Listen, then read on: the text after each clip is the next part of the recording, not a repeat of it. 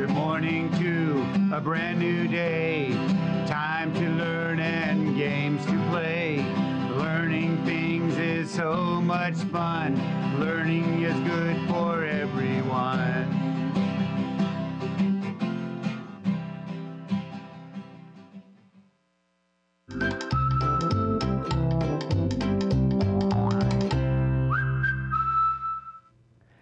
Hello, early learners. It's me, Mrs. Read-Wright, back with you in the art room where we are looking at art, talking about art, creating art, and meeting famous artists. I wanted you to say 1, 2, say hi to you. I want to say hi to the people that have sent things. Natalia, thank you for the bed drawing. Adam and Alessandra, Bailey, Jesse, Ray, Juliana, and Wyatt. So glad to have you and everyone else here. Boys and girls, it is Teach Me Tuesday. And on Teach Me Tuesday, we're going to go back to our color lesson that we did a couple weeks ago. And we're talking about color and whether the color is a warm color or a cool color. Because this week we're talking about Cezanne's dish of apples, and in here I can see there are warm and cool colors. And I want you to be able to talk about them when you talk about your own art or when you see art out and about at museums or just at people's homes hanging on the wall. We are going to look at this color wheel over on the chart next to the stand of the print and talk about which colors are warm and which colors are cool. Follow me over here. Here is the color wheel. And the color wheel is in a kind of order. And the order I always start with is red, violet and red, red, orange and orange, yellow, orange, yellow, yellow, green, green, blue, green, blue, blue, violet, violet. Now we talk about colors being warm, and the things I think about are fire is warm, the sun is warm, things like that. A summer day when it's hot out there, those are warm colors. And when we think of cool colors, we think of water and the sky and ocean. And I cut up my other color wheel so we could do a little sort quickly. I wonder if my pointer stick will stay in here. Here I have red. Do you think it's a warm color or a cool color? Warm, because it's like fire. What about yellow-orange? Fire. What about red-violet? Fiery color. What about blue? Ocean and cool. What about blue-violet? Ocean and cool. And we could continue sorting these. If you ever have a color wheel or you make a color wheel, you could make one and then cut one up and use it just like I did. But down here, I have a little line that will separate the colors, the warm colors from the cool colors. So I'm going to leave violet on the cool side, and I'm going to put green on the cool side also. These are our cool colors. These are our warm colors. Let's look at our print and see what colors Cezanne might have used. Take a look. His background had grays, and the colors are all kind of muddied, and he added a lot of color that would make that into a shade. And here it is, the background. This red isn't bright like this red because he added some black to it. This yellow is not bright like the yellow on this apple because he added black to it. And this whole backdrop looks very cool. But look at the dish of apples. What do you notice about them? Those are all warm colors. Excuse me.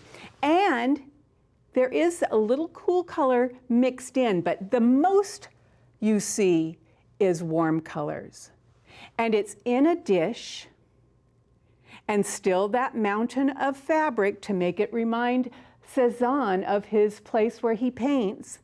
And then he has that one apple out here, and this is going to come into a lesson later in the week where we try and put things together and see what looks interesting for us to paint. But right now, the project is going to be using warm and cool colors, and you'll keep track of it. So I'm going to go back to my chair, and I'm going to trace around each of my hands. Join me. Now, I have my clipboard behind because I don't have, I'm not in my living room, but I don't have a place where I feel like I could draw and you could still see it very well. So I'm going to put one hand here and I measure it to see, is my paper big enough? It sure is. So I'm going to take my pencil and I'm going to go around my hand. Sometimes people do this when they want to make a turkey design at Thanksgiving and draw a turkey out of their hand, or use your handprint for all kinds of things. So maybe so your family could see how big your hand was when you were small. I'm going to turn my hand over because I'm right-handed and I can't draw my other hand, but this way it'll just look like the other hand. Still going around with my pencil in carefully, and I bump my pencil next to my fingers so they don't get real thick and they don't get real thin, because then it looks like my fingers are like little pencils. So here it is, my two hands. It's kind of probably a little hard to see, but when I start doing the art around it, you will notice. I'm going to start out, I'm going to put my hand back on there. I'm going to use my warm colors, wickety-whack, wickety-whack.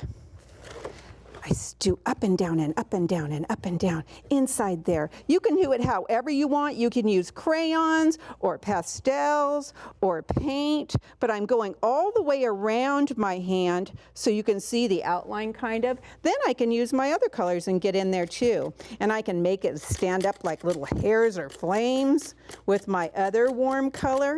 I'm not going on the hand itself, only outside the hand. Let me look up in just a minute and see that you see that my face is super happy about my art, because I'm doing all the colors just like I wanted. Now I'm going to put my warm colors aside because I'll use a little bit more of those later, but I'm going to put some yellow on here too. So it really looks flamey, really looks like a fire, maybe like a campfire when you look into the flames.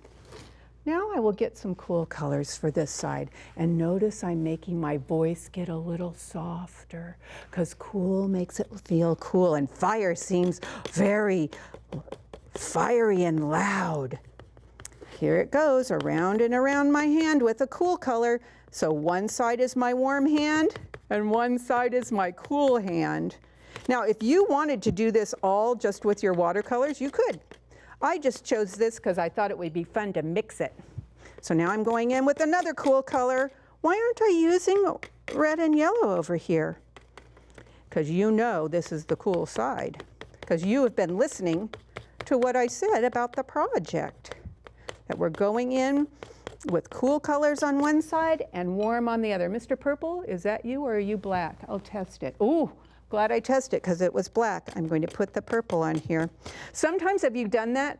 Reached for a crayon that's peeled and you think, oh, come on, blue, I'm going to paint my sky, and it ends up being purple or black, and you think, wait, I better keep the paper on some of mine. But some people have a purple sky when there's a big sunset. So I will go around here. Now what I think would be interesting is if I did some paints also. So I prepared my watercolors by putting drops of water on there, ready to paint. Oh, there's a lot of water in there. I better wipe it on my apron so I don't drip it on my chair. Thank you. Let me get here. Here we go. And I'm going around, and wherever there is pastels, the paint will not stick.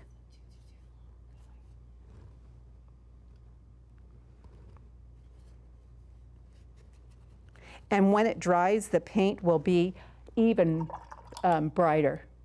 So let me see, what color? I think I'll put some green over there. Here it is. Around and around.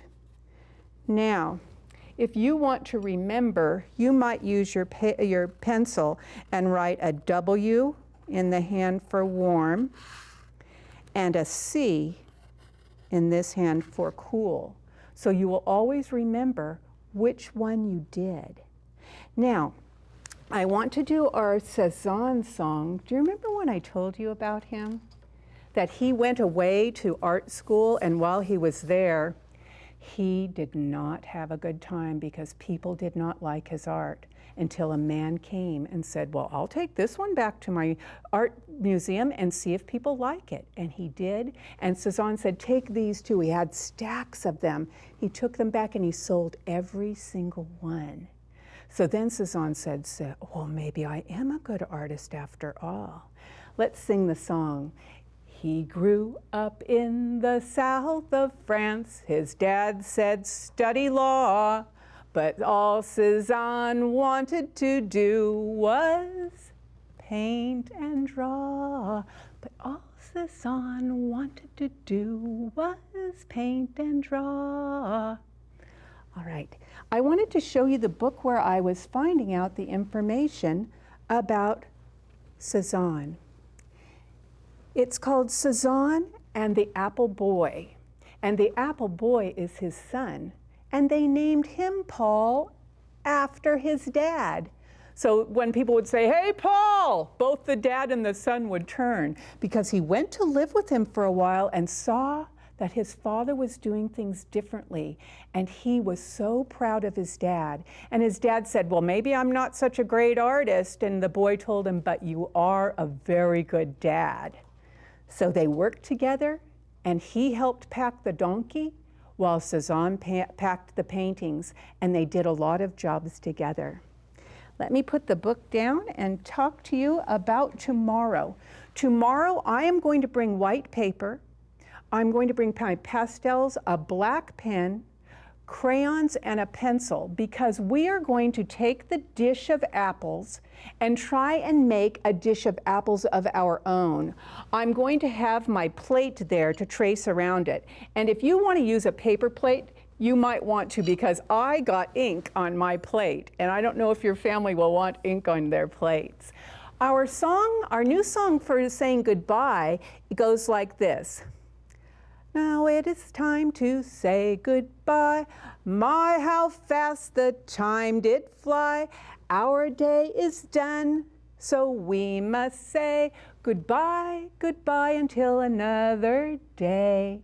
So we will talk tomorrow about Cezanne again, more about his painting and how his father, when he found out he had a son, sent him a lot of money and said, come back home and open up your own museum, because no one was showing their art.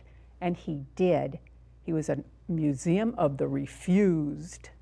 So boys and girls, I will see you tomorrow, and I will be talking more about warm and cool colors. We will talk about outlining with black and putting shadows in. So if there's a light next to your apples, that will help. You could even bring your own apple to look at while you painted. All right. Thank you, boys and girls. I will see you tomorrow.